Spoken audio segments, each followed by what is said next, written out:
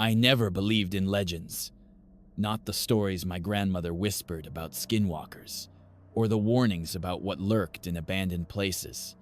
I laughed at them until tonight. The neighborhood was dead. Streetlights flickered over empty mailboxes and houses abandoned for years.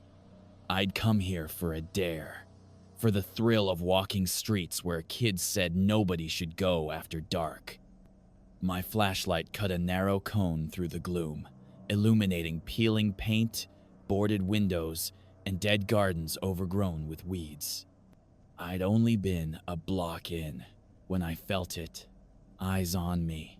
Not the kind of eyes that shine in the dark, but something watching through shadows, tracking every step. My pulse jumped. I shook it off. There was no one here. I heard something. Footsteps. Soft, echoing against the empty houses. I stopped, straining to listen. My own steps sounded hollow, but these were different. Closer, but not right. "Who's there?" I called. My voice sounded too loud, harsh in the quiet. A laugh answered me, the exact inflection I use when nervous. I spun around. There was nothing, just a sagging fence and the shadows of dead trees. Then movement in a window caught my eye. I swung my flashlight, and there it was. Something crouched in the upstairs window of the old Johnson house.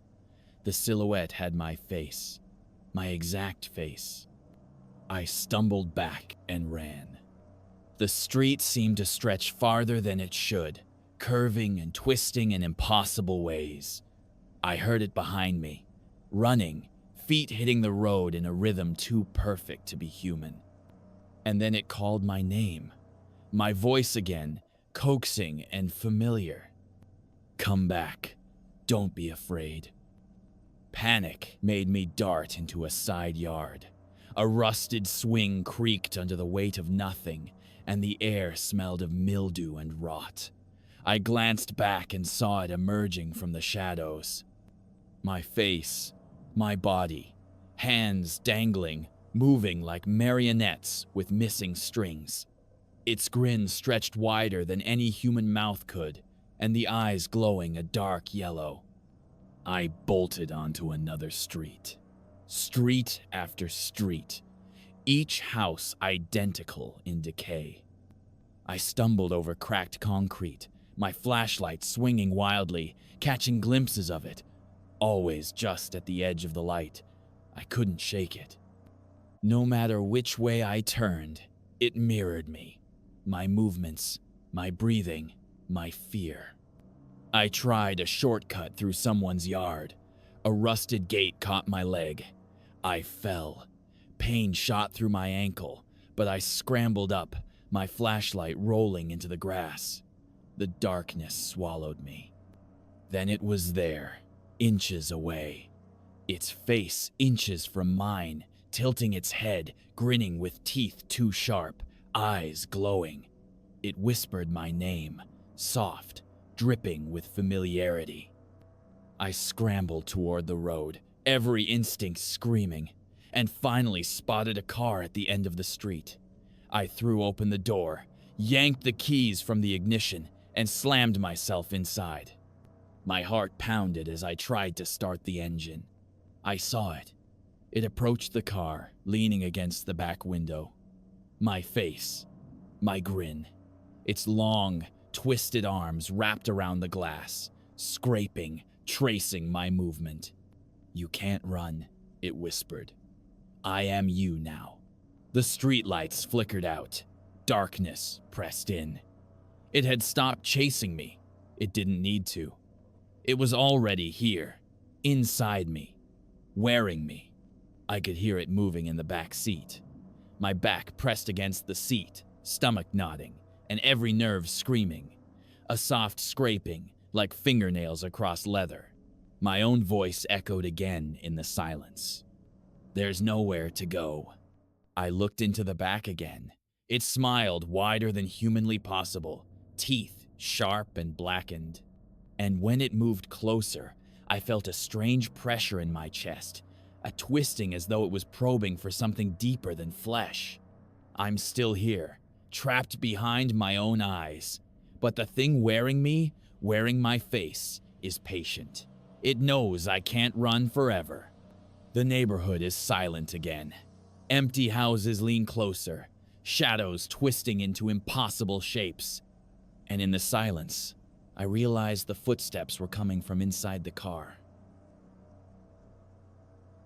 I'd been driving for hours through the desert. The night air hot and heavy, even with the windows down. The horizon stretched flat and endless, broken only by scattered shrubs and the jagged silhouette of mesas under the moon.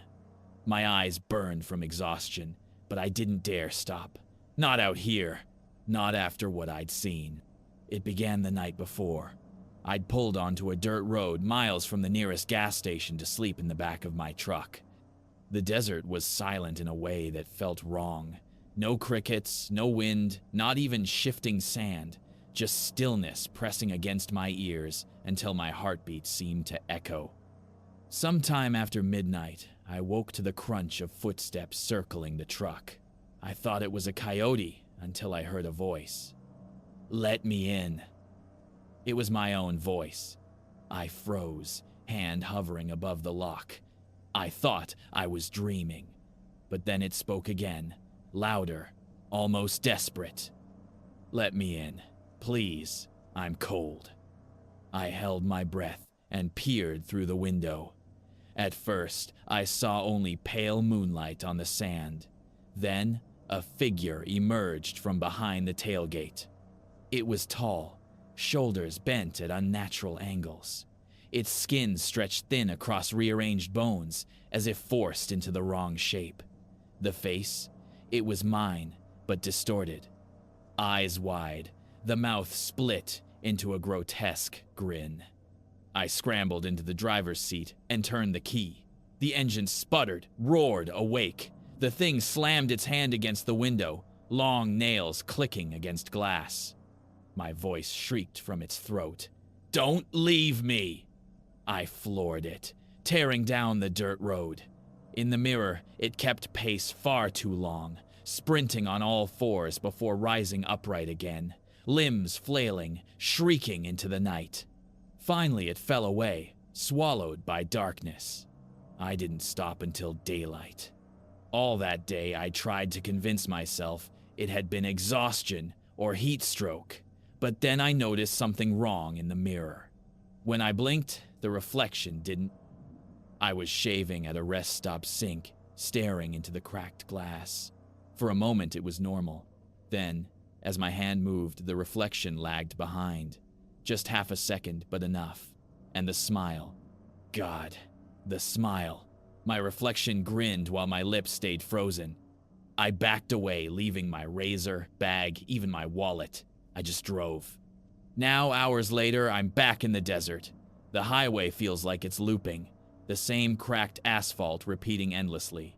My gas gauge is nearly empty. The moon is rising again. The silence has returned heavier than before.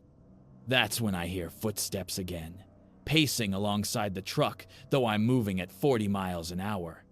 It's there, running beside me, my face grinning through the glass. But the skin is peeling now, sloughing in strips, revealing something raw and wet beneath. It speaks again, lips out of sync. "You're tired. You're weak. Just stop." I press the pedal harder, but the gauge is red. The truck lurches, coughs, and dies. The desert is silent except for the crunch of sand as something circles. I don't lock the doors this time, because part of me knows the truth. It doesn't want to get in. It wants me to get out. I grip the steering wheel until my knuckles ache. The air grows heavier, hotter, as though the desert itself presses down. Then I hear it, my voice whispering behind my seat. "You're already mine." I spin around. Nothing. Just the empty truck bed through the rear window. But the smell hits me. Rot. Wet fur. The stench of something that has been dead too long but still remembers how to breathe. The door handle beside me twitches, not pulled, just a spasm, like a muscle flexing, then another. Slowly, it starts to press down. I squeeze my eyes shut. When I open them, I'm no longer in the truck. I'm standing barefoot in the desert, cold sand clinging to my skin. The truck is gone, the road gone. The moon is enormous, staining the world silver. My body feels wrong. Arms too long, legs unsteady, skin stretched like it's about to split. I stumble forward and see a mirror. Not glass, but a shimmer in the air, like heat rising from asphalt. My reflection stares back, only it isn't mine anymore. It's smiling, wide and sharp, skin splitting open along the cheeks. And as it grins wider, I feel my own face tear. A voice rattles inside my skull, my own yet not mine. You ran, you fought, but now you'll walk in my skin, and I'll wear yours. The desert is silent, and I can't tell if I'm the man or the thing wearing him. I should have known the hike would be a mistake. The fog had rolled in thick that morning, swallowing the trail and turning familiar trees into looming gray shapes.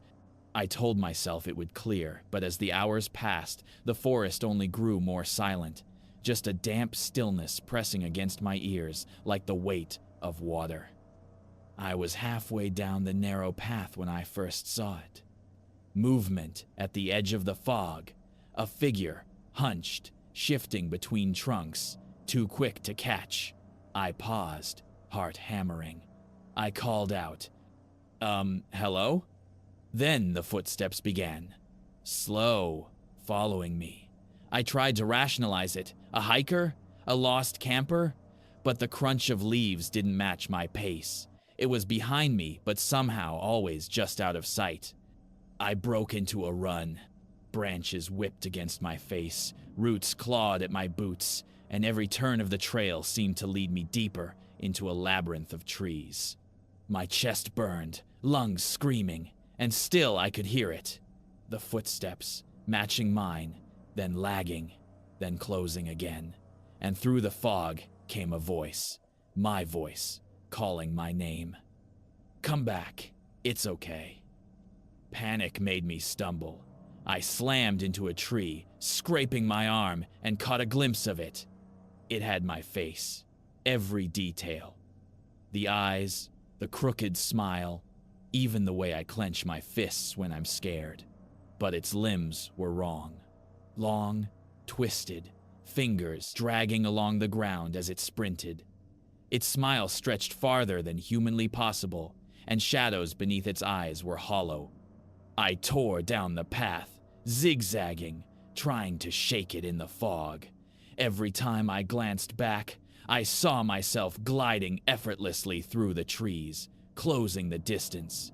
No matter how fast I ran, it matched me. Every breath, every footfall mirrored. I ducked behind a fallen log, desperate to hide, my heart hammering like a drum. I could hear it breathing, a sound that made the hair on my neck rise. I thought if I stayed still, maybe it would pass. Then, it whispered, my voice, calm, coaxing. You're tired. You can stop. I bolted again, sliding down a muddy incline, slamming into a cluster of brambles. Pain shot through my leg, but I didn't stop. I couldn't. I stumbled onto a ridge and saw a faint line of light through the trees. A service road, salvation, or a trap. I ran, lungs tearing, arms scratched and bleeding. My pursuer kept pace. In the fog, I could see two shadows side by side, mine and the other. I tried to scream, but my voice caught in my throat. I burst onto the road, barely noticing a parked car. I dove inside, locked the doors, shoved the keys into the ignition. My reflection in the rearview mirror froze me. There I was, sitting in the driver's seat, But behind me, pressed against the glass, was my face again. My hands clenched the wheel. Its fingers scraped back and forth on the glass in a rhythm I knew. My heartbeat. The engine wouldn't turn over. The footsteps climbed onto the roof. Then, from the back seat came the whisper. My voice, soft, insidious. You ran, but you can't escape yourself. I trembled, feeling the skin along my arms crawl. I wanted to look, but I knew, whatever it was, it didn't have to chase anymore. It was already here. The fog thickened outside. Trees leaned closer, shadows twisting, becoming impossible shapes. Through the glass I saw it, my face leaning closer from the darkness, smiling. A grin that knew everything I feared. The car shook as it pressed closer, and I realized I wasn't sure whose body I was in anymore, whose mind was screaming, whose hands were trembling. I'm still here, but the thing wearing me, wearing my face, is patient. It knows I can't run forever. And the forest is still silent. Except for the footsteps.